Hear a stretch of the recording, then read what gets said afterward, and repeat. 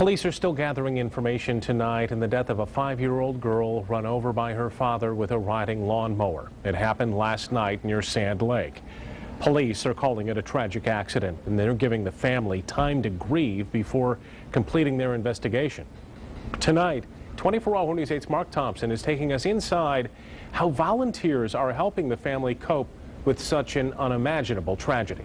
And Brian, I was out at that house last night, and it was very emotional for everyone who was out there on the scene. And while we'll never be able to truly grasp what the parents are going through, there are people trained to try and help them through their grief. After last night's tragic accident, sheriff's deputies described the parents as inconsolable. Besides family members, some of the first people to have contact with them were members of the Kent County Sheriff's Department's Victims Services Unit. These victims advocates are specially trained to help people through some of the worst moments in their lives. And they're not paid to do it. They're volunteers. Mindy Johnson wasn't one of the advocates on the scene last night, but has been a volunteer now for 9 years. Basically, what our responsibilities is to get their support team in place. Is there a pastor, a priest we can call for you? Is there a neighbor, a best friend, a mom, a dad? They also set up an appointment with a funeral home and a follow-up consultation.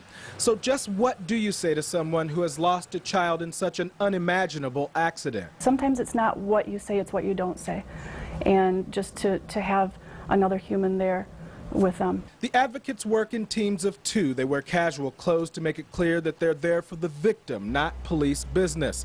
And they let the victims take the lead and do whatever is asked, whether it's a shoulder to cry on or taking care of other children in the house. You just treat everyone with compassion, and I try to put myself in their place and just try to imagine that this has happened to me and how I would want to be treated. And victims advocates go through an intense 20-hour training process. It can be one of those situations where you're on call at all times of day or night, and they're always in need of more volunteers. If you think that you may be interested, we have a link inside this story at woodtv.com. Sue. Thanks, Mark. Scenes like those are also difficult for first responders, including sheriff's deputies and fire personnel. Seeing a child who's been killed in this fashion, it just puts those pictures in your head, makes you think of your own kids. So they'll stick with you for a long time. We don't want that situation to essentially immobilize you from being able to live your life, love your kids, love your family, do your job. That's the purpose of our critical incident debriefings, is to try to bring back that sense of normalcy. Those who were at the scene last night will go through a group debriefing meeting in the next couple of days.